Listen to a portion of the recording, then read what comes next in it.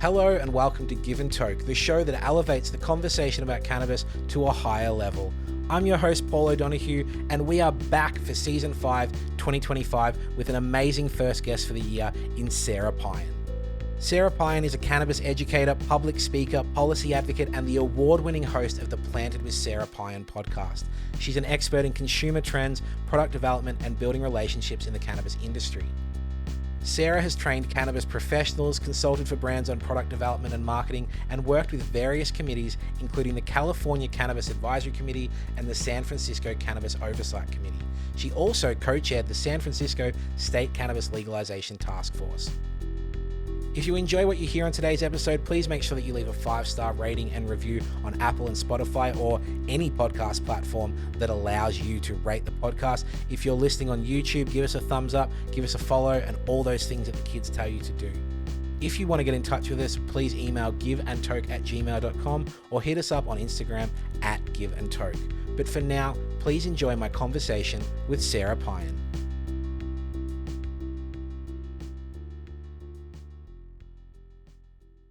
Welcome to the show, Sara Payan. Thank you so much for having me. It's great to be here. It's awesome to have you. I'm a big fan of the show, big fan of you and the work that you do. So thank you for being here, sharing your story with an Aussie audience. It really means a lot. Oh, absolutely. Absolutely. It's my pleasure. I met one of your countrymen a few years ago, actually several years ago. Reese Cohen came over here Oh, and I took him awesome. with me. Yeah, I took him with me to City Hall so he could see how we do things here policy wise, and he was just starting out, and I'm really curious to see what's happening in your country and seeing the evolution, and it's really awesome to meet people who are creating impact. So thanks for having me. Reese is a wonderful voice in this space. Like, he's got a really great mind and a really kind of analytical focus on kind of what we're doing well, what we could do better. I'm going to put it out on the waves right now that I have been asking him to come on the pod. He is willing. I've just got to do a little bit more convincing. So yeah, great dude and a huge asset to our country. Yeah, Reese, do it. Thank you. Thanks for the plug. Well, Sara, you recently spent time at MJ BizCon in Las Vegas, bringing home the MJ Award for Content Creator of the Year. How did it feel to win that award? It was surreal. It was really cool. Honestly, it was an honor to be nominated, and I didn't really expect to win because there were everybody who was nominated was awesome. And a lot of the people who were nominated had came from larger companies with huge followings and a team that was supporting them. And, Planted is a labor of love for me, and we're a two-person team. So, I've been doing it for 6 years and just really it was just having those conversations. Like I always like to say, conversation is normalization. And, talking to people, colleagues in the industry, but also talking to people, celebrities, policymakers, and really just trying to drive the conversation, not just as a echo chamber in our industry, but beyond that. And I feel like we did a lot of work with that, and that in itself was really rewarding. But being acknowledged by my colleagues was really humbling and really wonderful. And I'm still feeling the glow. It's really cool. It says a lot, that there is a place for you kind of to win these awards when it is a labor of love, when it is something you and Jeff are doing kind of out on your own and you're up against bigger players. I think that speaks a lot to the nature of desire within this community globally anyway. Like, I think people want to see authenticity. They want to see the little guy rise up. We don't want big, massive conglomerates in the cannabis space, kind of dominating. And we don't want, kind of artificially inflated or even just, inflated by others kind of being the voice of this space. So I think, it's a real testament to the authentic work you're doing that you could rise above some of those others that might have a bigger following or might have a bigger bankroll. So congratulations. It's really cool. Thank you so much. I feel like in some ways I got to hang around long enough to to be seen. Um, I mean, that's kind of a good message anyway, isn't it? You put in the work and you keep at it. I'm sure there's been demoralizing times and times where, it's felt like more than just a labor of love, just a straight up labor. So good on you for getting that recognition. Thank you. Well, I mean, when times are challenging with it, I think about why we're here. And, I first got into it as a patient. And when I see, like, I may have hard days, but the patients who are going through it, who are using cannabis as medicine, it's nothing compared to what they're going through, or the patient who goes into a dispensary on the worst day of their life when they've gotten a bad diagnosis, and they're looking for comfort and for some sort of solution. You know, that's why that's why I'm here, like, to create accessibility through education, through my work with media, and also to drive policy that, better serves the patients, but also creates a more robust industry that supports small businesses, craft farmers, creating sustainability in our communities, where it's creating jobs and creating community in itself, like supporting the community, not just through commerce, but through good works. Um, and also, that money stays in communities and helps them grow, because there will always be a place for large business and small business. We'll always have a mix. It's just like I always say, it's all hands on deck. All of our lenses count. But when we're really looking at the big picture, keeping things close to home, getting involved in local politics, these are some of the most impactful things that we can do. Well, you've already touched on some of the amazing things we're going to talk about, some of your incredible work. One of the first things you touched on there is, your own experience with using cannabis to treat a condition. I think I would like to dive straight in and kind of understand what inspired you to dive into the cannabis space, because I am aware that you had your own condition that you had to manage and deal with. So you've got this intimate knowledge of what people go through when they use cannabis for treatment. So, the floor is yours. Please tell me about, what you went through. Oh, thank you. So full disclosure, I've always liked Hell cannabis. yeah. I was a precocious teen, and kids don't do this at home, but I did experiment when I was younger. And then I took some time away from it, and then I rediscovered it as a young adult. I wasn't a regular user, like an eighth of flowers lasted me months. Yeah. I miss those days, I've got to say. When people say, "Oh, I have this really low tolerance," and they're kind of ashamed, I'm like, "Do you know how much money you save? Yeah. That's amazing. Keep at it. Keep up the good work." You know? So, and that was it was a different time too. I mean, that was when you had your guy, you got something, you weren't sure what it was. Hopefully it was something that you would like, you know. You'd wait all day for them to show up. Yeah. That's something that kids that are becoming young adults now in a legal market will never understand, waiting for the guy. That's it. That's it. Well, it's one of the jokes that I said when I was working in the dispensary, when people would come in for the first time and they'd be like, "Oh, wow, look at the menu." And they'd get all these things and I'd set them up and I'd be like, "Yeah. And hey, you didn't have to get me high or hear about my band. This is awesome." I've shared this story before, but we used to have a guy that was a yoga instructor, and so he'd show us all his yoga poses. So we'd be sitting in the lounge room just being like, "All right, man, you can go." And he's like, "Hey, do you reckon you guys are flexible enough to do this?" And we're just like, "Man, please go home." But you're like, I have to be polite because he might take everything with him, Exactly right. Exactly right. or he may not come back. Yeah, yeah. I mean, maybe we wanted him to not come back, but we needed that weed. Yeah, exactly. Exactly. The social niceties of working with your dealer. Yeah, yep. Smiling and nodding as Yo shows us poses we're never going to be able to do. I love it. Yogurt. That could be a Bay Area story as well. I love that. Yeah, so like, when I was in my 30s, I ended up getting diagnosed with stage 3 colon cancer. But first, before I knew I had it, I was getting sick. Right. I Every time I ate, I was getting cramping and nausea, cyclical vomiting, and I didn't know why. And I went to go see my gastroenterologist. Actually, first I went to go see my general practitioner, and he said, "Sarah, our stomachs have happy gurgles, and yours is quiet, and there's something wrong with that. So I want you to see a specialist." So I went to go see my gastroenterologist, who was like my dad's age, and he was a very nice guy. But he basically was like, "Oh, you have IBS. Here's a smooth muscle relaxant. It's not going to get you high, but it's going to calm down all of your organs so that you don't get sick. And I'll see you when you're 50 for your colonoscopy."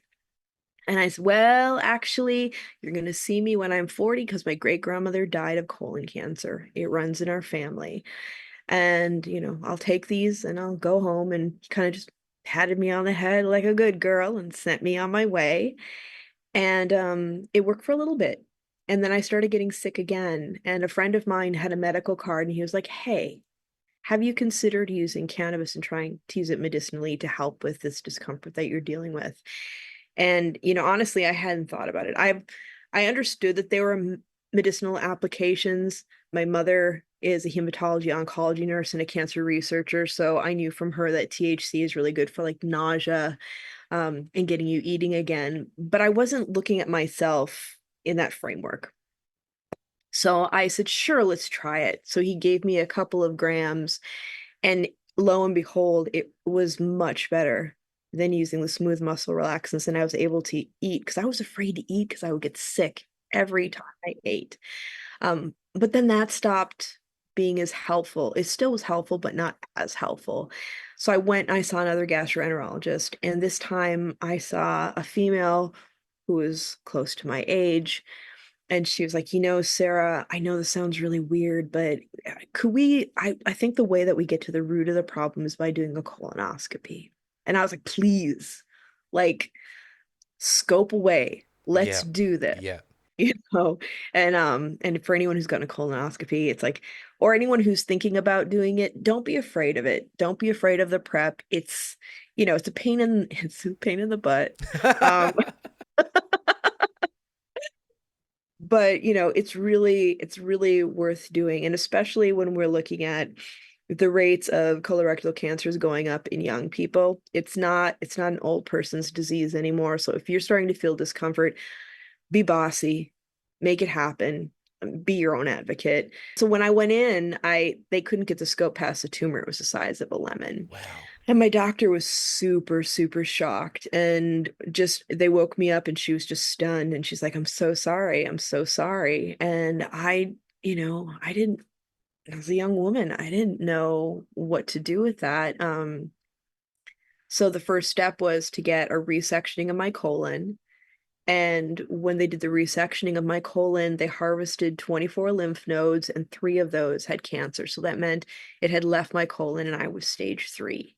And I was terrified, especially because I knew that I would be having to do chemo then. And I was really, really scared of that. But on the bright side, I thought, hey, I have a reason to get my card now. Haha, yeah. Hey, every cloud. There's a silver lining, right? So I prepared by getting my card, and it was, this was during the 215 medicinal days in California. And I talked to my mom about it, and she was like, yeah, I think it's a great idea that you do that. She will tell you she never told me to use cannabis because as a kid, she used to get so mad at me. I definitely got grounded for it before. Um, My mum is a medicinal cannabis patient and is still not quite sure about me using it. So, hey, sometimes these ideas never change. It's true. You're her baby. Yeah. She's like, no, don't do it. Don't do what I do. Do what I say, not Yes. as I do. Exactly. You know. Oh, and come to find out, I found out that my mother had partaken when she was younger. Even when I existed, like after I'd gone to sleep, you know? Um, but she'd done the clinical trials on the chemotherapy that I ended up taking, Oh, which right. yeah, it was kind of trippy. It was full Fox 5, and I asked her later on. I didn't think about it while I was going through treatment, but I asked her afterwards, hey, how did you feel as a clinical researcher and nurse and as a mother knowing what you knew from the clinical trials? Was it helpful or was it scary? And she said it was terrifying because she knew everything that could go wrong. And I drove my oncologist nuts because, they're trying to make it as smooth and as friendly as possible. And here I am going, so I heard I could go blind. Yeah. My mum said. Yeah. And Yeah. he's like, who told you that? I'm like, my mother, who did the Yeah. clinical trials, you know? Yeah, sometimes it like ignorance is bliss where, the less you know the better, and in that case you were very well informed. I was almost too well informed, but I think the best advice my mom gave me was under no circumstances are you to Google any of this. Yes. Yep. Yep. Dr. Google can be very harmful. Yeah. Yeah. And very stressful. When you're going through a major health crisis, you really need to conserve your energy and not get stressed. And, part of that also was, when I have this theory that when really good things and really bad things happen to people, it brings out the best and the worst in people. And you kind of get to see who they are.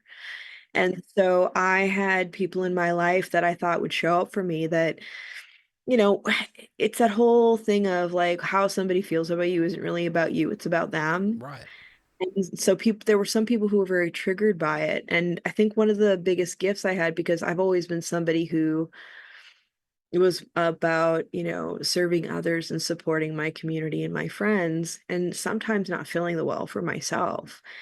And I think one of the biggest gifts I got from getting sick was being able to look at someone with compassion and say, I love you and you're not good for me right now. I have to take care of myself. Yeah, it seems like, so much comes from these drastic life experiences. Like obviously you're dealing with the weight of the condition and the diagnosis and the prognosis, but you've also got to deal with what life throws at you, the way people start to behave around you and the way they start to treat you.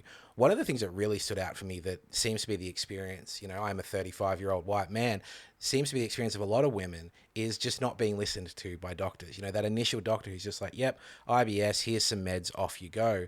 And if it weren't for your kind of ability to advocate for yourself and push it further, but also the fact that you had to go through more of a challenge, is something that I hear from a lot of women. And it's really concerning and upsetting that so many women seem to have that experience of going to a doctor and being told what they have, not listened to, and sent off with some meds. And I'm sure, unfortunately, that's something you're still hearing from people as you share your story.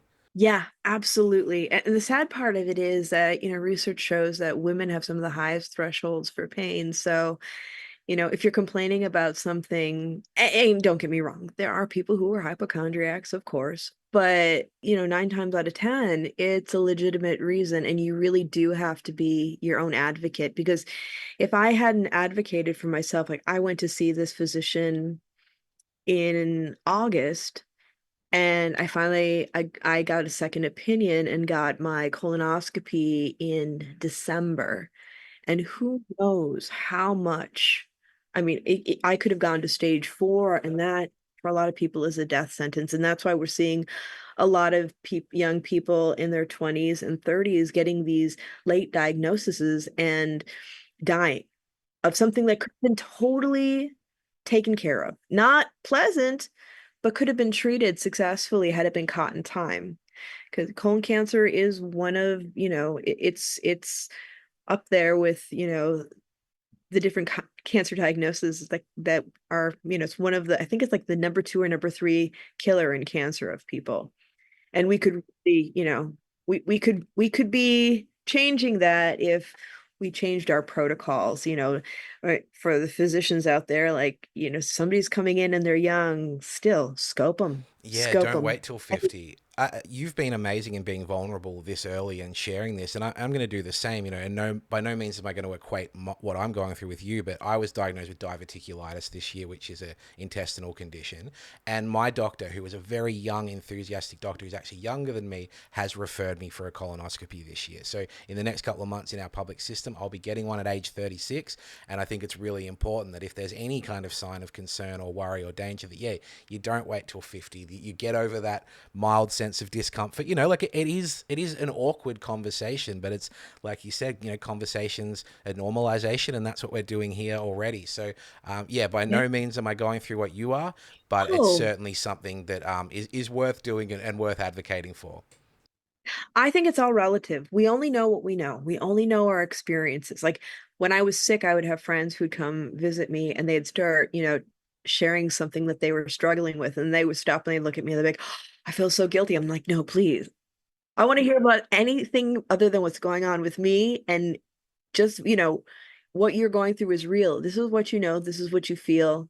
This is what you're experiencing. And that is very real. And the advice that I will give to you is get lots of different beverages to keep yourself busy. I really appreciate it. Maybe I'll check in with you again the week off and just really make sure that I've got my routines down. Yeah, that and popsicles and broth and jello will be your friends. Oh, I appreciate that. I really appreciate that. Something I'm curious about is, in Australia, we have a very, medicinal focused system. We only have medicinal legalization. And, there are cowboys kind of skirting the rules, and there are people that, definitely quote unquote recreational users.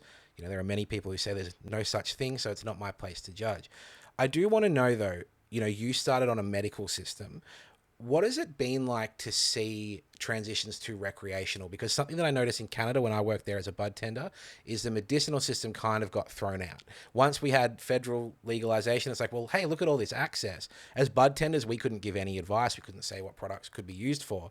And people were losing their clinics. And I saw another great clinic and dispensary closed down just a few weeks ago that was kind of servicing the nation. Long story short, have you noticed a kind of change and a lack of good access for people, or do you think the overall access has been good for people anyway? I think we're seeing a lot of similar things happening here. I mean, we still have states that are medicinal only. The thing that makes me sad is when companies look at it as a legal loophole and then they just throw it out the window when we go into legalization. Yes. Yeah. That's not right. And I do know in some states it's illegal to have, it's not compliant to have any sort of conversations about the therapeutic benefits. Even here in California, where I'm the vice chair of the California Cannabis Advisory Committee, I've had physicians in public comments say, bud tenders aren't healthcare providers. They shouldn't be having these conversations. There's no reason to train them. The turnover is high. And to that, I say bullshit. Shit. Because they're right. Bud tenders are not healthcare providers, but they are navigators, and they can give a lot of useful information for the patient to take back to their doctor and have a conversation about. And every physician that I've worked with, and I've worked with many physicians in my career, says that every time a patient talks to them about cannabis, they learn more because we are walking chemistry experiments and we all react differently. So the more knowledge they glean, the more they're able to help their patients. It's not a competition. When I started, I felt really weird about the fact that we were actually we weren't giving health advice, but we were, talking about symptoms and symptom management and things like that. And then I started realizing you can have the conversation without saying this is going to do this. We can talk about we look at, like, I have over 20,000 hours of experience with human beings in cannabis. There is a baseline that the majority of human beings how they respond to cannabis, and then we have our anomalies. We're walking chemistry experiments, neurodivergence plays a part in it. Liver function when we're talking about edibles plays a part in it. The difference between whether you have access to, if you're smoking cannabis, an indoor cultivation or an outdoor cultivation has a lot to do with it too, because with outdoor cultivation, the environmental stressors have the plant expressing itself in different ways, which can be extraordinarily beneficial. So there's a lot of things to unpack around it, but to have like an engaged, educated professional staff at a dispensary is very important, not only to create successful consumer outcomes, because that's what we're calling them now, but also to not have that turnover and have that investment in training pay off for the people who own the businesses and for the people working for them. Because who wants to do something 8+ hours of your life and not be informed and not be passionate about what you do? Yet you can't tell somebody that cannabis is going to cure their cancer. And actually, I would never say that. Yeah. When people say that about me, I say, no, it's a therapy and I used it for symptom management. Yes. There's a huge difference. I have colleagues that are researchers that are developing therapy protocols for people going through certain types of cancers, but they're not cures. They are therapies like chemo, like radiation. They are therapies. There is no cure to cancer. So we can help support people so that they have better outcomes. For example, when I was sick and I went into my first dispensary, they were lovely people. I looked a lot different than I do today because I was sick. they were a little afraid of me. They were a little afraid to give me answers. And so I made a lot of mistakes that made me really uncomfortable. Did it kill me? No. Did it make me really uncomfortable? Yeah. I had half of a drink that was really strong and went to go talk to my doctor about chemotherapy for the first time without anyone having a conversation of dosage. And I got so high. We've all been there, but not necessarily with our doctor. Yeah. And I was staring at him and I was like, Kevin, I gotta go home. And he's okay. That's I'll see probably you the later. best edible story I've heard so far. Everyone's gotten, eaten too many or had 4 brownies too much, but you're like, I'm gonna have this. It's gonna help me as I head to the doctor. It's gonna calm my nerves, and like I've got to leave. Yeah, yeah. I had like I think my eyes, I must have looked like an owl. I was just like, oh, all right. And then I went home and I bought an expensive espresso machine. So do not shop when you're super stoned. That's my piece of advice Do you still have that today. espresso machine? I mean, was it a good one? Did it do you favors? It was a really good one, but I actually gifted it to somebody when I moved in with my husband. Nice, nice. I shared the love. Good on you. I mean, it's really awesome to hear about kind of your story, your perspective on things, kind of where you've come from. I think a lot of people have that experience where, most of us tried cannabis in some fashion before we should have. Then you kind of take a little break and then you rediscover it in a bit more of a responsible way. What's your relationship like with cannabis today? I mean, it's obviously a huge part of your life with your podcast, but kind of what gets you excited? What are you getting down at the dispensary these days? Yeah, so I love sun-grown flower. I love tinctures, and I love hash. Right. I actually just judged the Dabadoo this year with Mila the Hash Queen when she came to Oakland. And though I do not have the tolerance that I used to, I do enjoy some really well-made hash. But Paul, I wanted to go back to the question that you had before just for a moment, Yeah. because when we are looking at legalization and adult use, the thing that a lot of people are missing out on is that it's actually an opportunity for people who may have not felt comfortable having conversations with their physicians about using cannabis for wellness, and now they're curious enough to do that. So instead of what a lot of the regulators were thinking, or a lot of the people who were influenced by stigma were thinking, oh, everyone's it's going to be reefer madness, everyone's going to be getting crazy high, and what about the children and all that stuff. What we were really seeing were a lot of people that were coming in thinking, how is this going to fit into my life? And is this an option for me for general wellness? And that is a huge swath of the population that is being largely ignored. And we have to have more conversations about that, because people are like, hey, I'm anxious. Maybe this will help. Maybe I'll have, better sleep. I have some discomfort. I wonder if I can use it for that. Or I worked with a deadlifter who was also a trainer, and we actually worked with ratios of CBD to THC to see how restorative it was for him after his workouts with all the micro tears. And he was amazed at how well it worked for him. So even though we may not have in some places medicinal programs, medicinal use is still happening, and we have to create education and support around that, even if it's about giving information that is not medical, but is factual for them to bring back to their physicians. And that was just the last thing that I wanted to add to that. I think that's really important. It resonates with me because as a bud tender, we would have these kind of 55-year-old plus customers that would come in who had never, stepped foot in a cannabis store at all or in any fashion. Maybe they'd tried it in their early 20s or whatever. A lot of people have that story. Oh, I tried it and it didn't work for me. Those were my favorite customers because they'd come into our beautiful store and they'd see that they could actually ask questions. They could try CBD for $30 instead of 150 on the medical market, and they could actually tiptoe their way into trying cannabis, so they were getting the benefits and then they were also normalizing it amongst their own friends. So that is one of the huge testaments to adult use markets and kind of what we're missing here in Australia, because the first thing you've got to do here is outlay a bunch of cash, for the consultation and then for your first array of products. It's a pretty expensive thing to do, and that's pretty prohibitive. But for people to be able to walk in off the street, buy a $10 joint, buy a $30 bottle of CBD, buy a $15 bath bomb, that can really open doors up for people. And I always remember with those customers, because you had to dance around the health advice, you'd say things like, many people have found this is useful for sleep. Many people believe that this may assist with anxiety. I know when I take this, and they're like, can you just tell me if it works? So I'm like, I'm not allowed. Right. Yeah. And that's what we're seeing everywhere. And another thing that we can do, and what I do as an educator, is creating that safe container for experimentation, getting people to understand the different modes of use. And we need to have lots of different modes of use because we all metabolize it differently, but also having that conversation about dosage. And it's not like when, some people liken it to alcohol, like, oh, body mass has something to do with it. It doesn't, because I'm a fairly petite person. I have a higher tolerance. My husband is twice my size. He's my two-hit wonder. And you'd think as a former touring musician that would not be the case, but as he's gotten older, it has changed. Yeah. So what I always tell people is, in this world, this crazy world where we're rushing from moment to moment, we've got our social media, we've got our meetings, we've got everything, we have Zoom, which today is lovely, but we lose touch with our bodies and we forget that everything that we put in it creates a reaction. And cannabis is a call to grounding and being in touch with your body.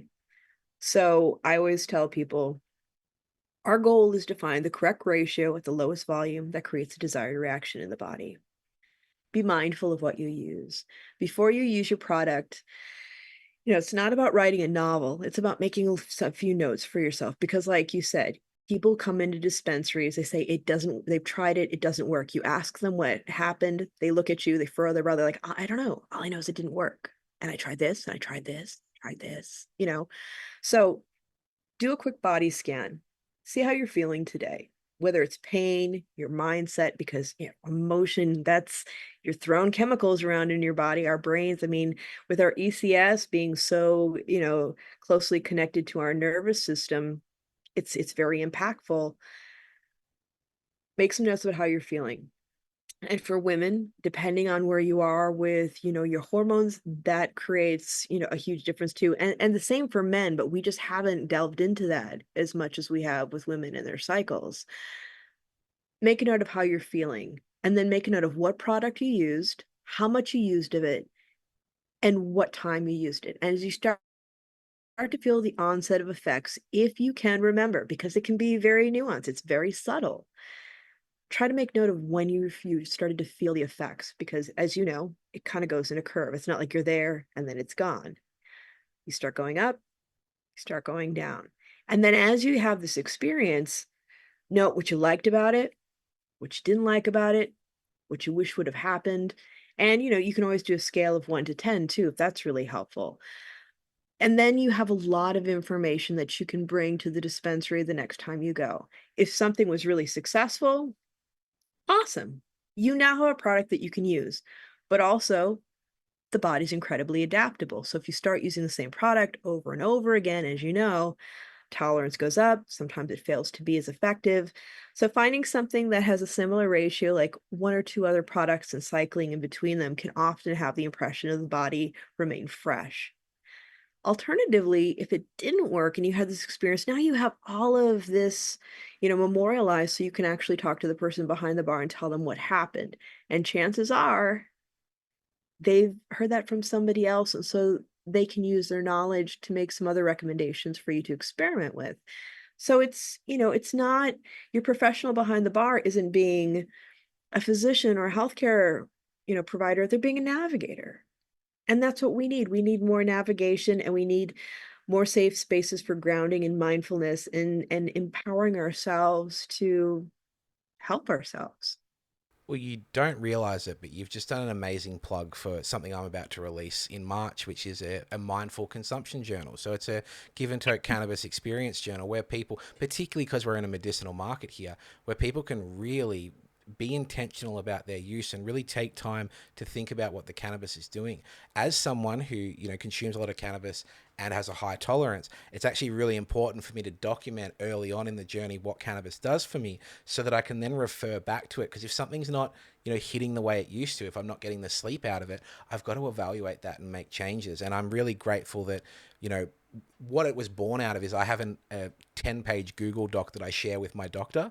And so, we put in everything that's working, everything that's not working, the effects. I give her little reviews on the products if I'm trying something new. And it's really important to keep track of this stuff. We all kind of trust our brains more than they deserve. We all think, oh, I'll remember that. I love that.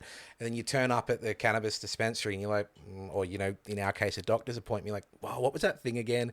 I remember I liked it. I remember it worked, but it's totally left my Yeah. brain. So, it is a nice little plug there that will be coming out, in a few weeks after this episode's released. I'm so glad you're doing that, and I'm excited to see what it looks like. We need we need more models for that. We need them in lots of different forms because the different ways of recording it resonate differently for people. There's if you relate to a mode of recording or even a mode of use, you'll use it more. Like at when we were going to products, like I always tell people, they're like, well, what should I choose? Well, there are lots of different modes of use, but in that, there are also different models. So if you want to use a topical and you don't like oily salves, get a lotion.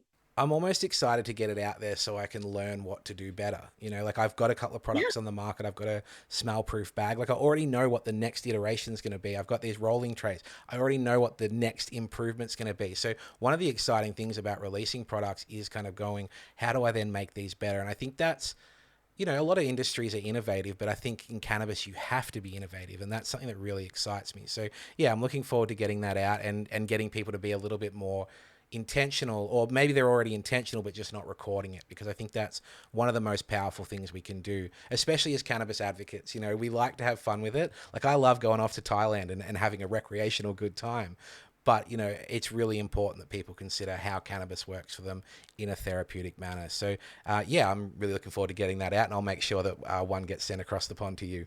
Oh, thank you. I love that. I mean, I think one of the wonderful things about the work that we do is that we are constantly improving. We're constantly learning, and we're constantly being proven wrong because there are a lot Yes, of things that we looked at as truths in cannabis when I started that now we're like, not so much, definitely. But it's leaning into that. And it's finding the joy in learning and sharing. It's part of the beauty of the work that we do. And it's what keeps people who are passionate about it engaged. I'm going to put you on the spot here, and you might want to save it for later in the show when we have a segment called Pauls of Wisdom.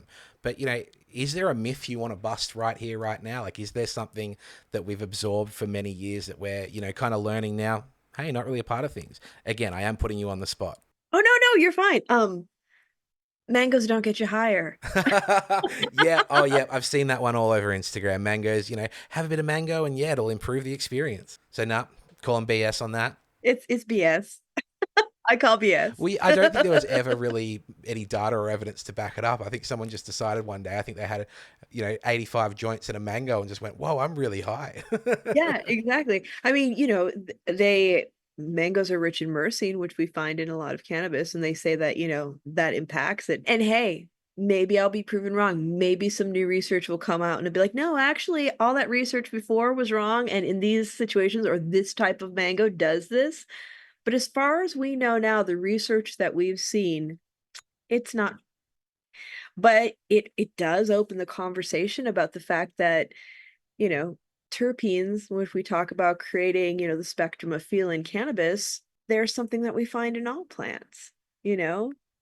I mean, one of my favorite terpenes is linalool, and it makes sense because I like the relaxing effects of Of lavender. lavender. Yeah, lavender calms me down. It sedates me. So it's kind of hard not to see the connection when you have those literal lived experiences. And that's a product that's been on shelves for probably hundreds of years.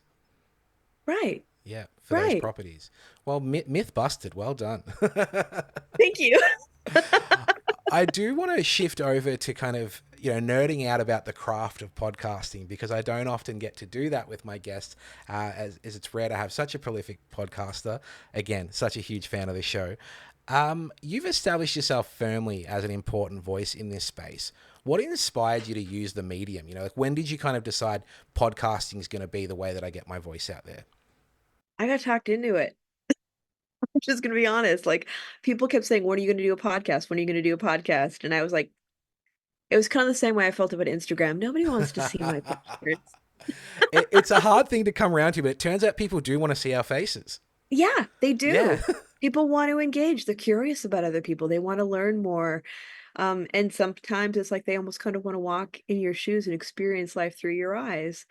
So I had for years I had people asking me, when are you going to do a podcast? Because I had all my educational programs, I was doing my policy work.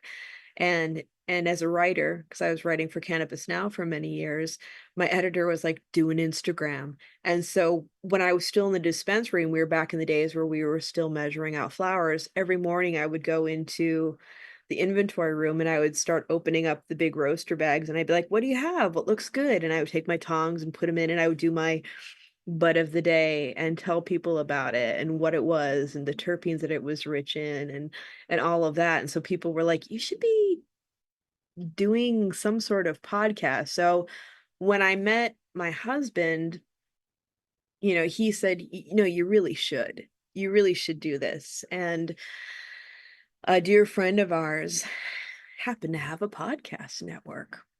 So that was really nice. So he was like, yeah, no, Sarah, like it's actually super easy. I'll show you how to do it and then we'll start. And my very first episode was actually with my editor from Cannabis Now, Alan Holland, who went on to be the editor of High Times, and it's a dear friend. She actually lives around the corner. And one of the things that we love to do is have happy hours together where we have weed and wine. And she's on my other podcast, Puff Puff Press, where it's me and four of my favorite female cannabis journalists. Every week we talk about all sorts of things. So, in the beginning, it's one of those baby steps things. Like my episodes now sound a lot different than my first episodes. It was an evolution. I also had a huge board. And now I have my Zoom P4, which I just adore, and I take it with me everywhere. So I started with, luckily, I had been in the industry so long that a lot of my friends were people who were really impactful in the industry that people wanted to listen to. So I was like, okay, well, I had Alan and I had my dear friend Mara Gordon, who does a lot of research, and she's like just this brilliant mind and just engaging people. And that was when I started coming up with the hashtag conversation is normalization. We have to talk about things. And as it started to pick up and the listenership went up, I started, I mentioned to you before we started recording that my husband was a member of a band called Further, which is the Grateful Dead guys. After Jerry passed away several years after that, um, Bob Weir and Phil Lesh put together Further. And so, Jeff had been touring with them. And even before that, he was a very well-known, popular musician. And so because of him, I was able to get people like the late, great David Crosby on the show.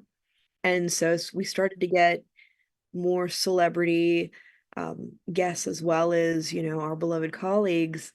It just really started to grow and really kind of seeing like how in so many different ways cannabis touches our lives, but it's more than just about cannabis. It's about critical thought and it's about advocacy and it's about actually getting involved in policy and politics. Because when we had legalization here in California, that was when I was co-chair of the legalization task force for San Francisco. And I was also still working in retail as the public education officer for a large group of dispensaries. We started from a little mom and pop and we grew. It was all hands on deck and I was behind the bar. I actually did the first cannabis sale in our dispensary and I am now a stock edit image in Getty, apparently. Right on. Occasionally when there's news things come up, I have friends from college that are like, look, it's a video of you selling weed. And I was like, that was a while ago and I love it. That's great. But we had, especially here in California with the way our taxation is structured and the high cost of entry, we lost a lot of amazing small farmers and small, companies, a lot of patients, this, and I feel like the greater industry and our listeners should know this, that, cannabis isn't just a consumer packaged product. It's very personal. It's very emotional. And when people rely on something to get their relief and it's not there, it's very upsetting. And if they can't afford it, it's extraordinarily upsetting.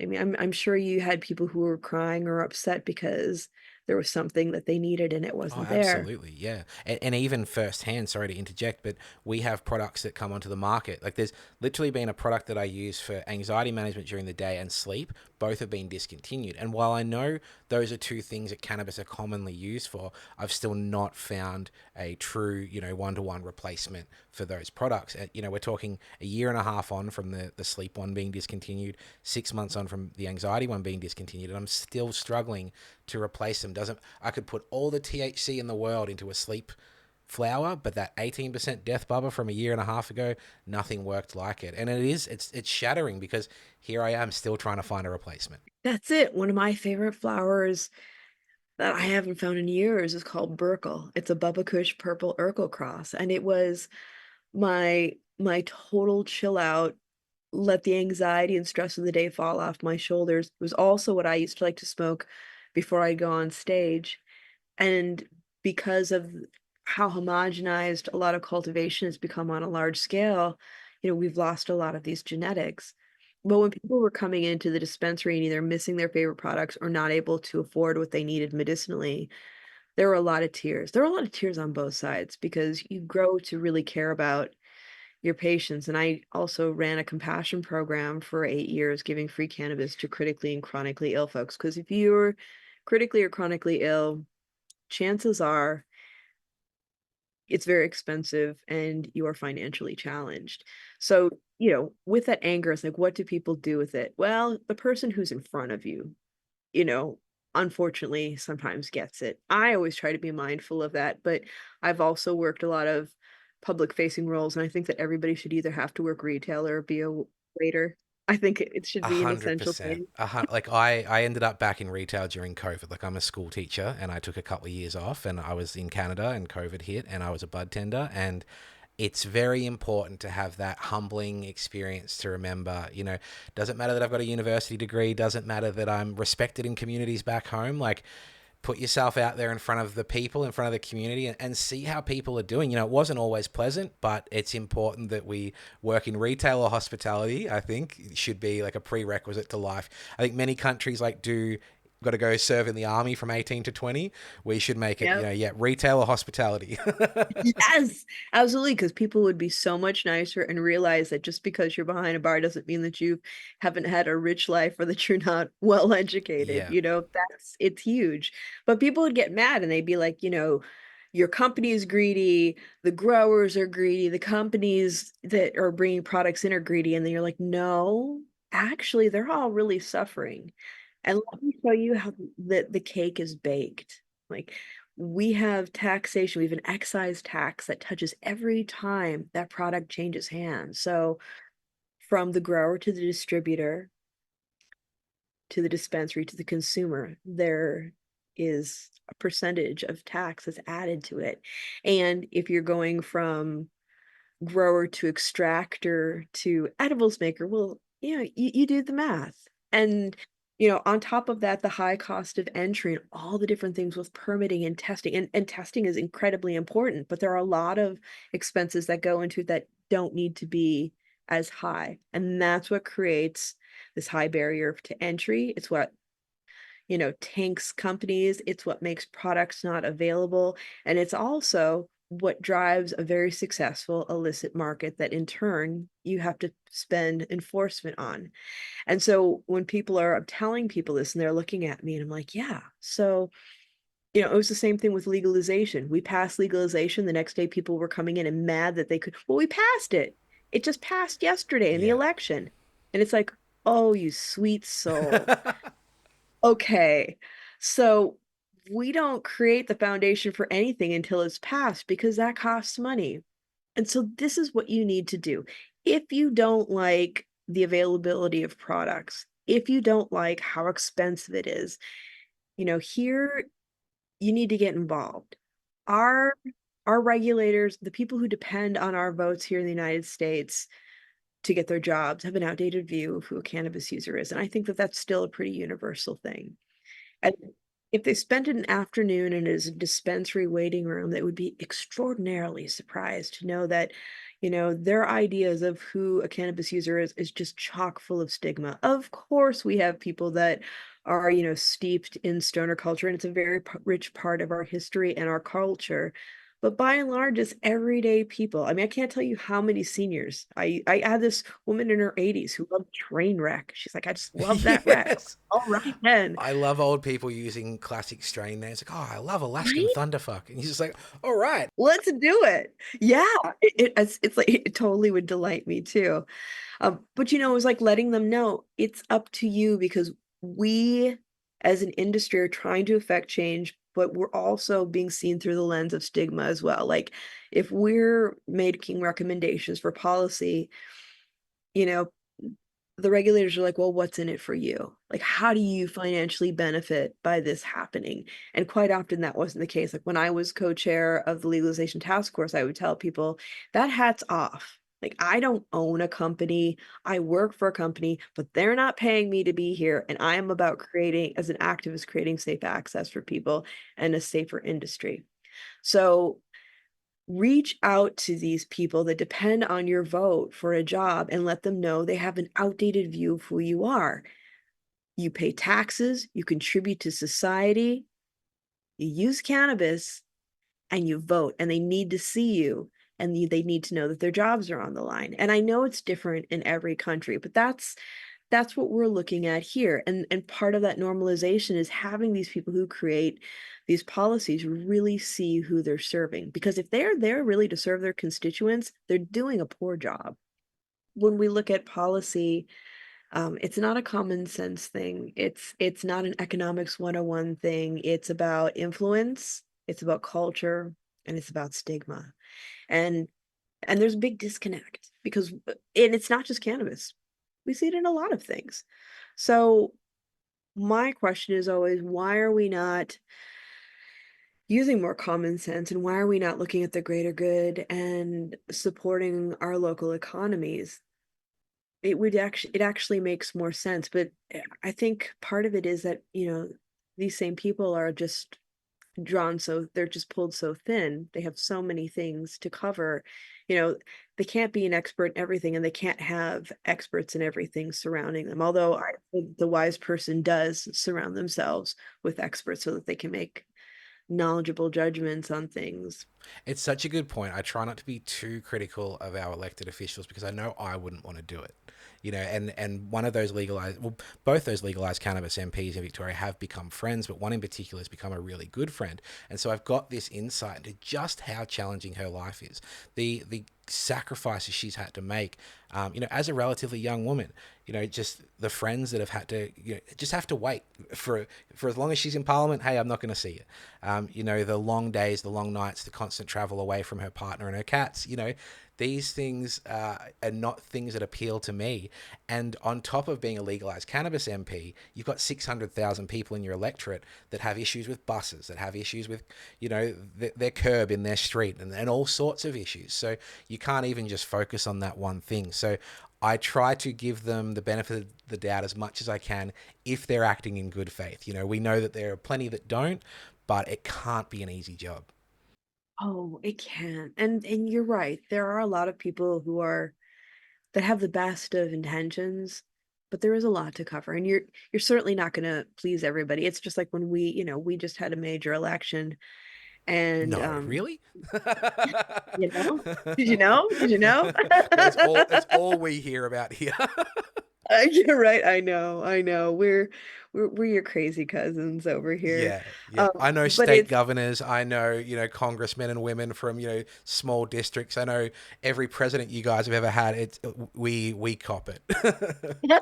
I mean, you guys have to live in it, but we have to hear about it. yeah, well, it's you know, we we're doing the best we can. That's I'm just right. gonna leave it Yeah. at that. Ever the optimist. I really like it. You've had some representatives on the show. You've had, actor Jim Belushi, little Stevie from from Sopranos and the E Street Band, David Crosby, as you mentioned, Ed Rosenthal. Incredible names. What are some of the highlights from the pod? And it doesn't even have to be the big name. So, what have Yeah. been the highlights from the pod for you? Oh, there's so many. Like, And by the way, Ed is my neighbor. He just Oh, lives you've got a across few the great way. neighbors that you can be session with. I know, right? Well, and he's a cat person because he Oh, loves to come and hang with my cat Jasper. We did when we did the podcast, he actually sat on the couch and had a joint, and Jasper sat on his lap, and we just talked. It was really cool. look, I know this is an audio podcast, but I'm just going to introduce you to Max because you can see behind me there's Lizzie. That's my 4-year-old cat. But Max is 13 Oh, weeks, and I want to show you him. oh yes. So this is Max, the little baby. Oh, He's 13 weeks. He's very cheeky. He loves his big sister. She doesn't love him as much yet, but she groomed him yeah, yesterday, and it's progress. So that's a yeah, big say step. hi. Do you hear that little squeak? I did. Hey. So yeah, Hi, everyone. he's adorable. And Wrigley. Oh, wait. Okay. So while we're doing that, 1 second here, Please. I'm going to show you mine. So he's a little older. Jasper's 13. Oh my God, Jasper, you're Ragdoll. beautiful. And he's a Oh, baby. he's yeah. He thinks They he's a never stop puppy. being babies. Yeah, they don't. And I can't believe that he's 13 and he's still very kittenish, although he's getting arthritis. Is he on any pet CBD products or anything like that? He is.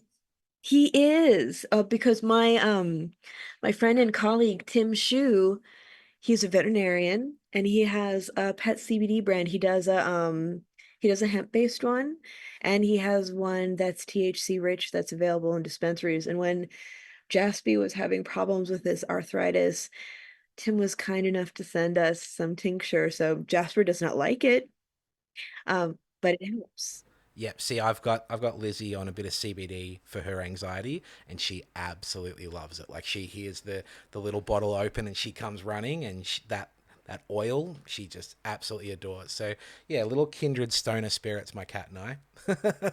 I love that. Jasper likes to sit next to me when I smoke. Yep.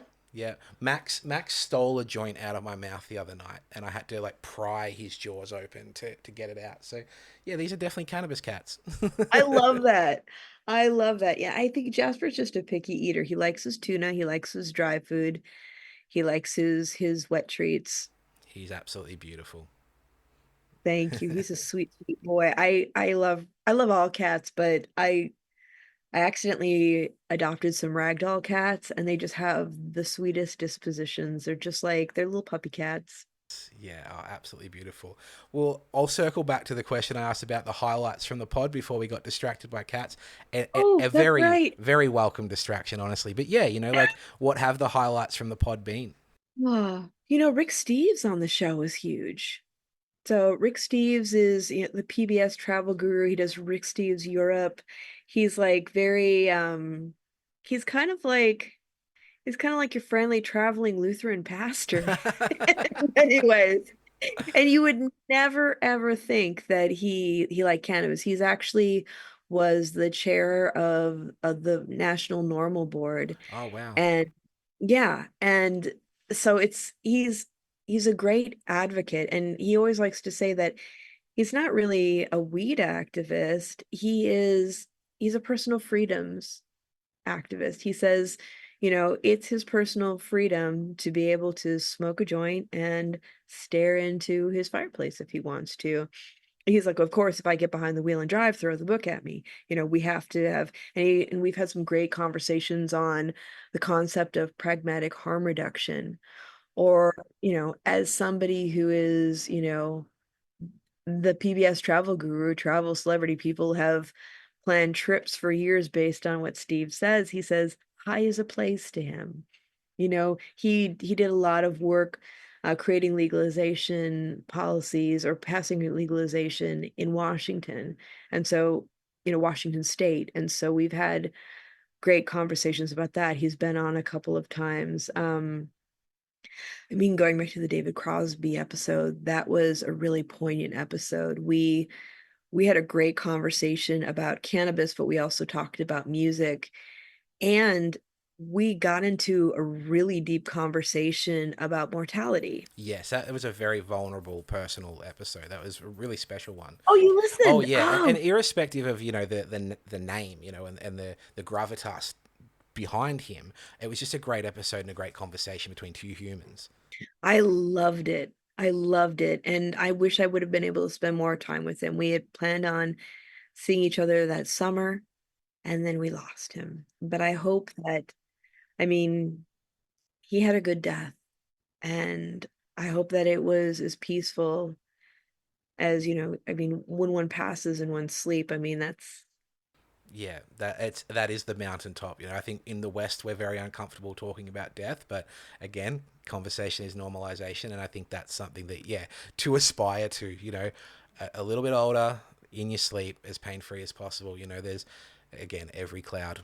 yeah, absolutely. And isn't it funny that it's something that is inevitable? It's such a part of our lives, but in certain cultures, in our cultures, it's a very scary thing, and it's a very natural thing. But those were two really great episodes. There's so many that I've gotten excited about.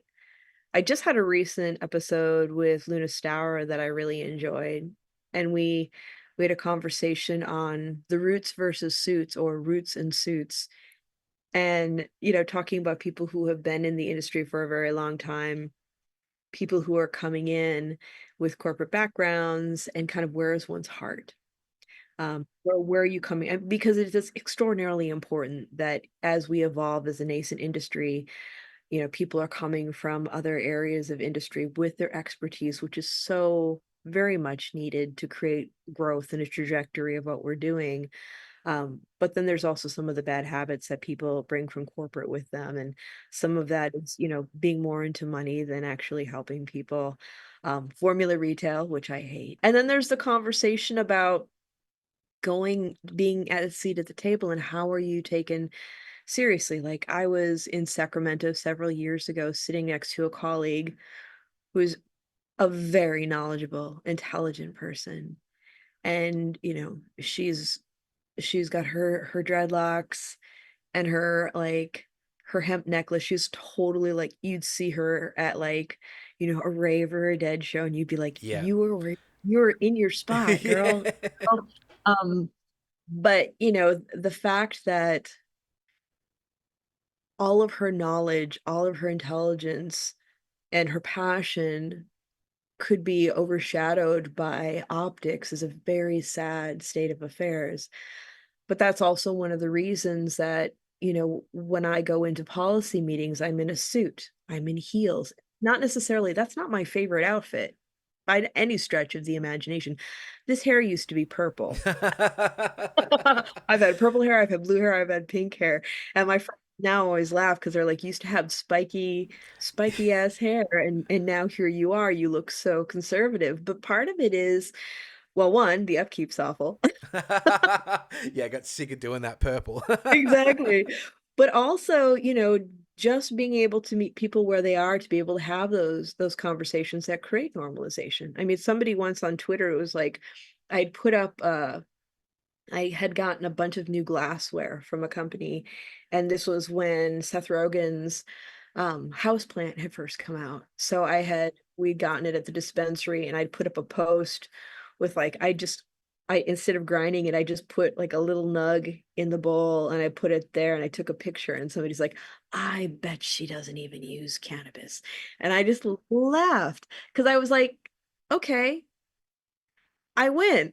There's so much strange gatekeeping, and I think those of us who are wise know that everybody's got to play the game, so to speak. So there's the corporate people who need to roughen up their edges a little bit and meet the legacy growers halfway. There's also the legacy growers and the people that have been embedded in the grey market industry and coming from all different places, who also need to play the corporate game a little bit. The smartest people I speak to understand finding that happy medium, finding the center of the Venn diagram, because we would all love to be out and proud and exactly who we are all the time, but there is a responsibility here to normalize, to change people's opinions. And we do know that sometimes purple hair is not going to do that. I know that sometimes my nose ring is not going to do that. So you do have to kind of make some changes and some compromises to get as many people on board as possible. Yeah, absolutely. And, as a fellow nose ring person, I salute you. Represent. I like there's like a satire article that went around a while ago about like a 40-year-old mad dog that still has a nose ring, and I'm like, I'm approaching 40 and I've still got a nose ring. Yeah, am I going to be a 40-year-old mad dog? We'll see. Well, I mean, and I think that's one of the beauties of this day and age is that, I mean, we think about like our grandparents or our parents and like how there's so much pressure to they're at a certain age, you're supposed to be a s look a certain way or be a certain way. Well, be yourself. Like, I have tattoos. Yep, I represent. I wear There you go. I wear a suit jacket to meetings, but sometimes I'm in leather pants, and part of, like, being in cannabis is, like, there is this opportunity for expression. There is this opportunity to create a situation where you can have abundance and you can have compassion and you can support your communities. There's that communal aspect of going to a conference and being with people and smoking a joint, which when I was working in nonprofits, that was not happening. I mean, we had cocktails, but there was no joint smoking, so there's just, I think, a greater, as we start to evolve in the cannabis industry, it's also a call to understand that we all see things through different lenses, and how we show up, our optics, should never discount what's in our hearts and minds. Amen. Amen. Well, I want to take a little break from our cannabis conversation to play a quick little quiz with you. The quiz Okay. is called Hotbox. And in this, we've got a 60-second ticking clock. And I'm going to ask you, would you rather style questions, particularly related to cannabis. You can explain them as much or as little as you like. Does that sound all right? That does, but I mean, where are the joints? We'll have to. One of my friends calls vape cartridges. What does he call them? Digital blunts. So maybe next time we catch up, we'll have to have some digital blunts across the Digital airwaves. blunts? I love that. I love that. All right, let's do this. Best thing about working in cannabis. The people. Worst thing about working in cannabis. The people. Yes. Indica, sativa, or hybrid. Indica all the way, every day. Kindred spirits, you and I. Flower or edibles. Flower. Joints or blunts. Ooh, depends on the day. Bongs or pipes. Pipes. Would you rather be able to travel back in time or see the future? Travel back in time. Summer or winter? Summer. Favorite place to consume cannabis? In my garden. Favorite cannabis product on the market right now? Poppy hash. Best munchie snack? Cheese popcorn. And lucky last, describe your perfect 420. My perfect 420 would be out in a garden somewhere with my friends, smoking some beautiful flower and hash, and having lemonade.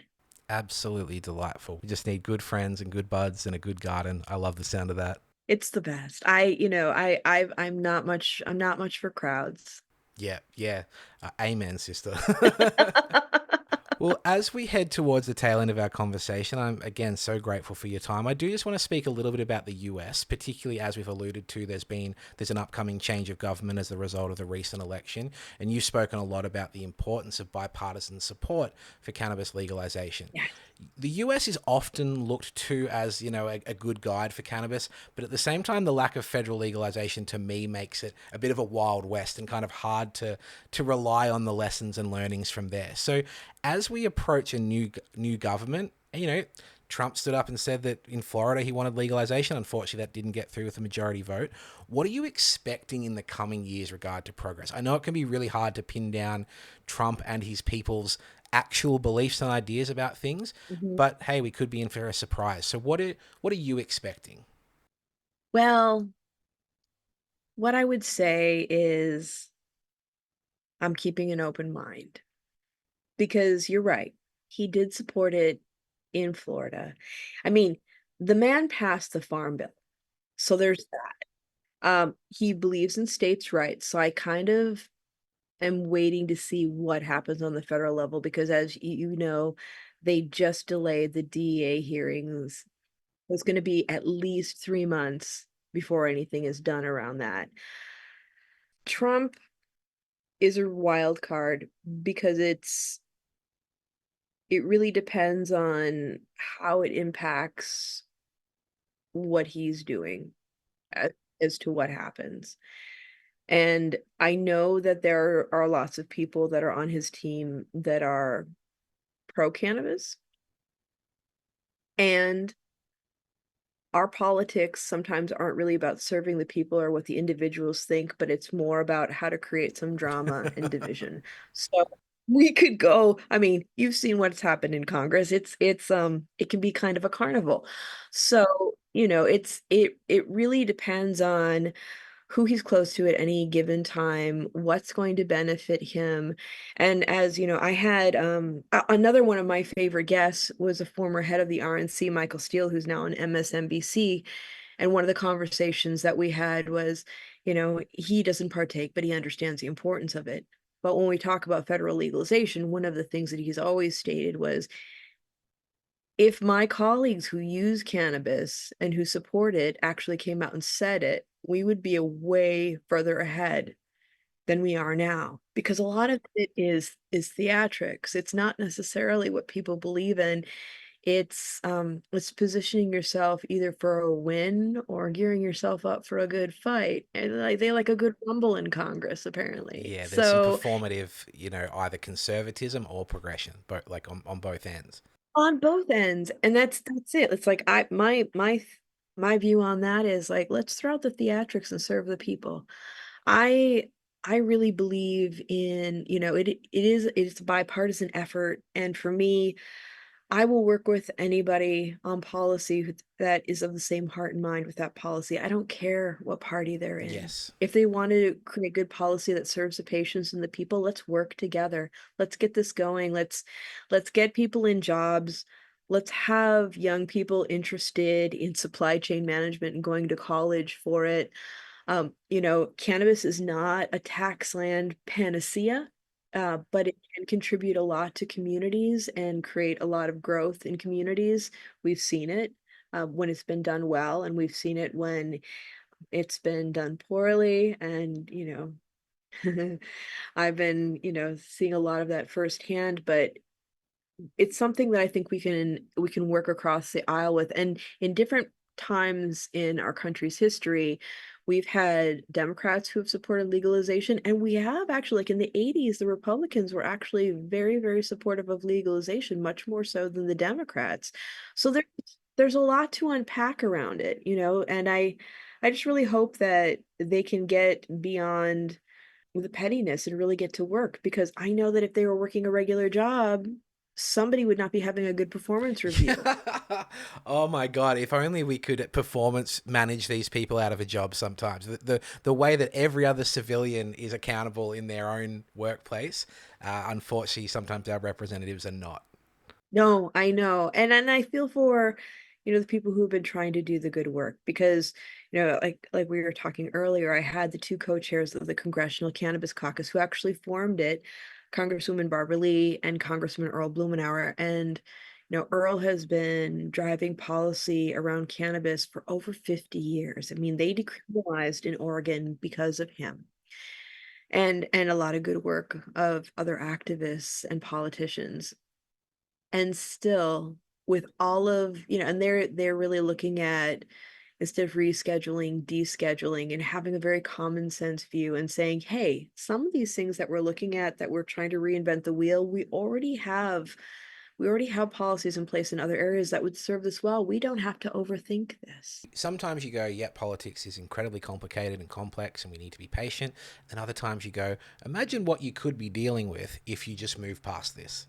Just get over it, get over the hump, do the work for this 6 months to a year, get it done, and then go address some really pressing concerns in society, like housing affordability and cost of living and inflation. There's so much that kind of politicians aren't addressing. And when there's all these conversations about cannabis that are kind of loops and circular and aren't really getting anywhere. It's a little bit disheartening when you know, like, I don't ever want to be the what about guy, but there are so many other pressing issues in the world that we could just maybe squeeze cannabis through and let us get on with it. Well, that's it. And to be quite honest, as much as I love what we do and I'm dedicated to the work, um, as much as I believe that legalization should happen, I would forego it for people having food in their bellies and roofs over their heads. That's far more important. And people having health care. I mean, when I was working in the dispensary, I had a gentleman who came up to me one day and he was like, "Sarah, you've been here so long." I'm like, "Yes, yes, I have." And then he said, and excuse my language, but he said, "You've seen some shit, haven't you?" I'm like, "Yes, Absolutely. yes, I have." And so he leans in because he wants to get the dirt. And he's like, "So, what have you seen?" And, yes, I could have told him stories. But what I told him was something that I really observed over all this and something that I was really grateful for because, as you know, when you work a public facing role, you get to see a greater cross section of the public and really experience it. When you're in an office, you're a little bit sheltered. And I had for many years been working in the financial district in an office where it was me and my colleagues, and then I would spend time with friends and family afterwards, but not really have a lot of exposure, just people living their lives, doing their things. And the one thing that I noticed was the general goodness of people. People generally want the best for one another, and they want to be seen, they want to be heard, they want to be loved, they want to be healthy. And these are common truths with all of us. And that's what I told him. And he was a little bummed out. I Um, wanted something juicier than something nice. I know, and I was like, well, I do have the juicy stories, but those are not for public consumption. It is true, and I think cannabis plays an important role for some people in caring about others, in being sensitive, in being nice. It can be that thing at the end of a workday that calms them down enough so they can care about what other woes their neighbors are going through and things like that. I've always said that for me, cannabis doesn't make me anxious, it makes me sensitive. And so therefore I'm more aware of myself and my body and my surroundings. And so some days that means I want to be less involved in the world. Some days I just want to blaze and chill. And other days it's the thing that gets me out of the house. It's the thing that gets me to that restaurant for that dinner with some friends or whatever it might be. So cannabis could be a huge part of making people a little more connected and a little more concerned for each other and a little bit more community minded, especially if we're able to grow at home and gift to our neighbors and things like that. Oh, absolutely. That's one of the biggest things. I mean, I had Mountain Girl, Jerry Garcia's ex-wife on the show, and she talked about like the spirit of giving. And I think that is really important. And then, when you work in a dispensary and you're seeing people come in, especially, I remember one day, one of my favorite patients came in and I hadn't seen him in a while. And I gave him a hug. And he looked at me and he was, I think Ian was in his 80s. And he looked at me and he said, Sarah, I live alone and I don't have a partner. And it's been a really long time since somebody's hugged me. He's like, it's different when you don't have somebody you have that contact with or who might look at your back and go, what's that bump? You know? He's like, it's just really nice. Like, you're my community. I see the more of all of you than I see of anybody else because you're part of my routine. And it really makes my day to have the interactions with you and everybody in this community. And that meant a lot, because we're only as strong as our most vulnerable member of our community. And it's been a great honor to be able to serve them. That's lovely because I do joke that working during COVID was annoying and having to deal with the public and watching them sneeze on everything and kind of go, what? But the flip side of that was I do know that we were the beacon of hope for a lot of people, not because we were a cannabis store, but because we were open, because we were human communication that day. That we were the one person they spoke to. And Vancouver's reputably a pretty lonely city. It's a pretty expensive city. It's a lot of people that live on their own. And I think that I've taken that for granted a little bit when I do joke about how annoying some people were. Ultimately, and I was lucky too because my wife was working from home and not seeing people. I got to go out and see 300 people a day. So at the time it was a little stressful for, reasons, but in hindsight, I'm actually quite lucky that I got to spend that year, which was a very challenging year, still in touch with people and still seeing people, and maybe being that someone that was giving them a virtual hug at that time. So it's a special opportunity, as hard as being a bud tender can be, and as draining as some of the clientele can be, and I mean that with all due respect.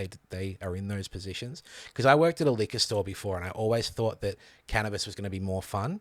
And then, like, I went to the cannabis store and I went, oh wow, there's a lot of people really hurting here. The difference is I know that cannabis isn't going to harm them the way that bottle of vodka was. So there were people struggling more in that cannabis store, but at least they weren't doing as much harm to themselves as the people at the liquor store were. Yeah, well, and when you're a bud tender behind the bar, it's like you end up being like, yeah, you're working retail, but you also kind of feel like it's like almost like how my hairdresser friends feel. Like I feel part Yes. therapist, a Yeah. bit people, and with the stigma comes, people coming in and being like, okay, we're all here, we're all interested in the same thing, so I can divulge information to you that I wouldn't tell other people, and you're going to accept me, and it's going to be okay. And 9 times out of 10, it was, and sometimes it was inappropriate, and that's when I would be like, come here. Not that kind of party. Yeah. I'm here to help you, but you can't do that. And if you have to do that, you have to come back when you can. You have an amazingly friendly face, but I imagine you're also not someone to mess with. I'm not. Yeah. Yeah, I can tell that. I can tell that, and I wildly respect it. It's funny because, the people that I worked with would always joke, Sarah, how do you, especially young women, Sarah, how do you say some of the things that you do? Because I feel like I'd get fired if I said it's not what you say, it's how you say it. It's about holding your boundaries, because I also, with the stigma, one of the things that I've noticed, and I've done, trainings throughout the United States for different companies, especially with retail and dispensaries. We're talking about cannabis science, we're talking about soft skills, we're talking about all these things. But one of the biggest questions I would get, especially from younger women, was, how do I deal with people being inappropriate with me? Because there's something about the stigma of cannabis that creates a judgment for certain people that they think that they can be inappropriate. And I was like, well, there's a polite but firm way to be able to do that, to hold your ground. And the most important thing you need to remember is, yes, of course, you're not wanting to hurt anybody's feelings or offend anyone. And they're not thinking about you at all. So hold your space, take up your space. You can look someone in the eye and say, we're not doing that today. We're just not. But I think for me, a lot of that comes with age, and probably going through cancer like changed a lot of things too. But Yeah, life's too short to take shit from this idiot. it is, and you don't really have to be inflammatory about it. Like, you can strongly hold your ground and hold your space, and it's amazing how that can shift the energy. And I think, it's important to acknowledge that there's that extra layer for women as well. You've mentioned, I bet she doesn't smoke weed. One of my female co-workers that I worked at the dispensary with, shout out to Lila, who is an incredibly headstrong Washington native. She copped things, and things were said to her that would never be said in a million years to the male counterparts. And she had to have this strength and this vibrancy that the rest of us weren't expected to have, because she was a young woman in a cannabis store who, yeah, I bet you know nothing. And it's just not the truth. So it's already a place in which you're having weird conversations with some weird people. And then add in being a woman on top of that, then there's a whole extra many, many layers of challenge and frustration. So I think women for a long time have been forced to kill people with kindness. So I'm sure you've become very skilled at smiling whilst you're absolutely annihilating someone. Yeah, when I was doing my classes in person, I had a couple of times, and it was always men Always. that would be in my class and would start correcting me and challenge. Bit of mansplaining going on. And I always felt like I should wear a t-shirt that says, "Go ahead, underestimate me. That'll be fun. Let's do this. Let's rumble." There's a great meme that's like, carry yourself with the confidence of a mediocre white man. And, that's something that I think many young women can be taught, that it's just like, I do it at school. Like, I literally talk to the girls, particularly, some of the kind of 10, 11, 12-year-old girls. I'm like, What just happened then was the boys were more confident. You had better ideas. They just came in and yelled their ideas, and you guys sat back. Don't let them do it because they're going to keep doing it. And then, of course, I talked to the boys about being more respectful and pulling, having some thought before you yell things at people. But sometimes you do just have to be like, yeah, don't accept that crap from them. You know more than them. You're more thoughtful than them. Don't take it. Yeah, that's it. And I feel very hopeful that there are more and more young women that are taking up their space, and you can do it in a way that, well, if you want to be confrontational, go ahead. There's a time and a space for that too, but just being in your power and being able to be direct and not have to be shy about your needs is a very, very important skill to have. And for me, I think I learned that later in life because when I was growing up, especially, having a Middle Eastern father, it was be a nice girl, be compliant. And then all of a sudden you realize, you know what? It's always good to be kind to others, but there's kindness and there's not filling your own well. And you have to stand in your strength and power. It's super important for both, men and women to do that and to be respectful of one another and to be able to have healthy civil discourse because that's how we make things happen. That's how we work together. It's really super important. Absolutely. Well, I think that's a fantastic note for us to wrap things up. I have a hundred more questions and I could do another hour and a half, but neither of us have time for that. But I think it might be a good excuse, and I don't do this often, to have you back down the track so we can continue this conversation. It's been an absolute delight to talk to you today. And our last segment is called Pauls of Wisdom. And this is where we leave the listener with kind of a dinner party fact, a key takeaway, or something like that. Because even though we love the long podcast, if there's one thing they can take away, what would be your Paul of wisdom? Yeah, don't get high on your own supply. There you go. Like, don't get too caught up in your own things. Celebrate your achievements, celebrate your wins, but also, be open to learning more and be open to being wrong and be open to having vulnerable conversations with people because that's how we grow. Well, those themes have flowed right through this conversation today. I've been absolutely enthralled by everything you have to say. It's been a huge delight to have you on the show, both as a fan of the podcast, but also just to pick your brain and hear what you have to say. Listeners, be sure to check out the Planted with Sara Payan podcast. The links will all be in the show notes below. Sara, thank you so much for your time. Oh, thank you so much for having me. And I would be delighted to come back. You have been so much fun to talk to. And I want to learn more about what you're doing.